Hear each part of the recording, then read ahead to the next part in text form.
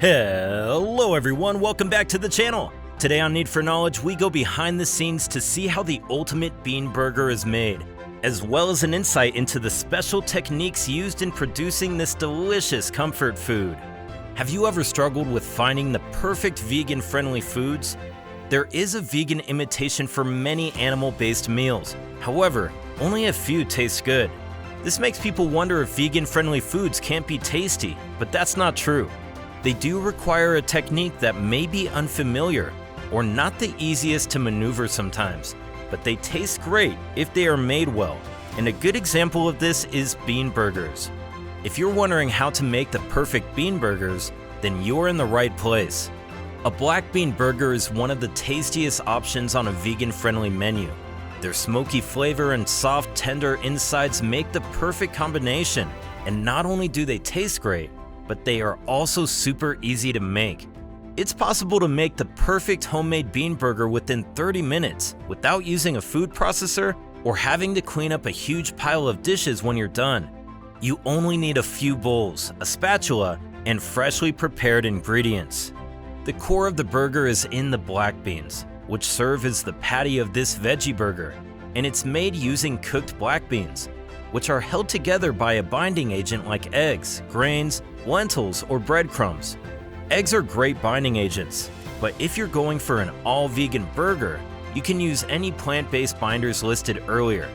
Other ingredients include the buns. However, lettuce wraps can be used as an alternative if you want to reduce carbs or go for a gluten-free option. You'd also need some lettuce, onion rings, chipotles, adobo seasoning, garlic, salt, pepper, and any other flavoring of your choice. The first step in making a black bean burger is to prepare the black beans by sorting, washing, and cooking. It is advisable to sort through the beans first because some of them have debris in them, which you don't want to ruin the taste of your burger. Next, wash the beans and let them soak for a while, especially if you want to reduce cooking time. Otherwise, just boil them until they are soft. This would typically take around 30 to 45 minutes. You can also add a little salt as the beans boil to enhance their flavor. If you think making the beans yourself is more stressful than you want, then you can opt for canned beans. However, they are a more expensive option, and you won't have much of a say in what seasonings are present in your burger. When the beans are soft, drain the excess water and pour the beans into a bowl. It is advisable that you drain for at least 30 minutes to get all the moisture out. If you rush this step, the bean patty will likely have a mushy texture rather than a desired meaty one. Make sure to use a large bowl, which can contain the beans and other ingredients you'll be mixing together in the next couple of steps. If you are using canned beans, rinse them a couple of times, and it's also important to drain them for a while, especially since they probably have a higher moisture content than freshly cooked beans. If you feel like there is still some moisture in the beans, it is advisable to bake them for about 10 minutes. Afterward, pour the dried baked beans into a big bowl and let it cool while you prepare other ingredients. In another bowl, cut some onion, garlic, green and red peppers, and saute them in a non-stick pan with about 2 tablespoons of olive oil. Saute until the onions are soft and translucent. Into the big bowl of beans, add chipotles, adobo seasoning, cumin, balsamic, tamari, salt, pepper, and any other seasoning of your choice. Be careful not to add in too many seasonings to avoid a clash of tastes or an awfully overwhelming taste. Add in the sauteed vegetables as well, and it's time for the next step, which is stirring and mashing. Using a spatula, stir the mixture well and then use a masher or a large fork to mash the beans into a paste. Keep mashing until the mixture starts to hold together. However, it is important to leave a few visible chunks of beans. It's advisable to taste the beans at this point, so you can adjust the seasonings as you see fit. After that, it's time to mold the mashed beans into patties, and for that, you'll need a binder of choice, parchment paper to line your baking sheet, a measuring cup sized 1/3 or 1/2, and finally, slightly greasy palms. First, add your binder to the mixture. The most commonly used ones are breadcrumbs and eggs, but you can use grains and lentils as well if you're going for a 100% vegan meal. After mixing the binder with the beans, use a measuring cup to portion out the mixture in your hands, and gently pat each portion until it has a patty shape. Try as much as possible not to apply too much force as you shape the beans, and more forceful techniques like kneading or smashing the beans should be avoided. Since the bean mixture does not have the same elastic quality as meat, it won't be able to withstand this kind of force. Another important factor to consider is molding the bean patties into the same size and shape as you would want in your burgers.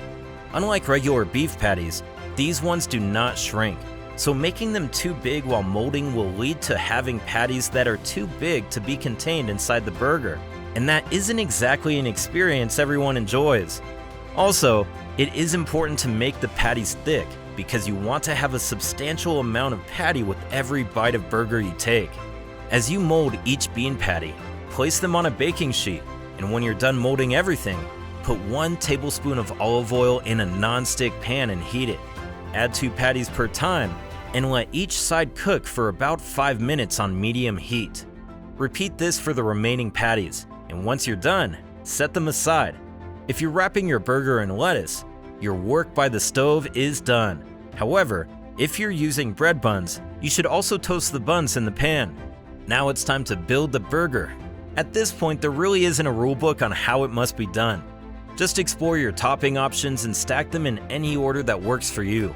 You can wrap the patties in lettuce and enjoy, or use avocado, ketchup, cheese, bacon, tomato and onion rings, lettuce, shredded cheese, or anything really, and layer them up until your perfect burger is formed. Or you can just eat the bean patties with any sauce or dipping of your choosing. You can't go wrong either way. What happens when you have leftovers? Cooked beans can be tricky to store, so making as many as you can finish in one day is advised. However, if you have leftovers, there are a few ways to keep them from damage. You can freeze black bean burgers for up to 3 months. You just have to store them in an airtight container like a Ziploc bag before putting them in the freezer. Whenever you want, allow the beans to defrost in the refrigerator, and after recooking for a few minutes, the beans are as good as new. Whether you have a bean burger in a restaurant or you make one yourself, the satisfying texture and incredible flavor of a well-cooked bean burger are enough for you to make it a staple in your diet. A bean burger might be a little more pricey than regular burgers, but thankfully, it takes only about 30 minutes to make, and the production process is quite easy. Besides, making your own bean burger can be fun because of the many possibilities you can explore when it comes to flavorings and toppings. Would you like to try to make your own bean burger sometime? Leave your answer in the comment section below. Thank you for watching this episode of Need for Knowledge, and we will see you in the next one. Don't forget to hit the like button and subscribe for new videos.